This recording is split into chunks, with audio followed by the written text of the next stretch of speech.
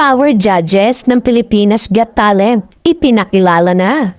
Bukod sa magiging bagong power tandem na host ng upcoming new season ng talent reality show na Pilipinas Got Talent, inaabangan na rin ng madla ang 4 na individual na bubuo sa tinatawag na Power Judges para sa ika-7 season ng naturang Pinoy franchise ng sikat na Talent Search.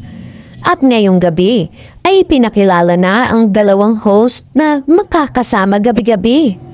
Walang iba kundi sina Melay Cantiveros at Roby Domingo.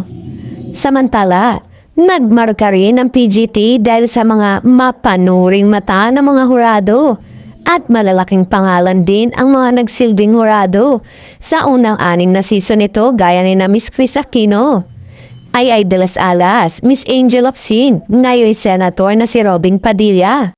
Ang kabogable star vice ganda ang dating ABS-CBN President Freddie M. Garcia.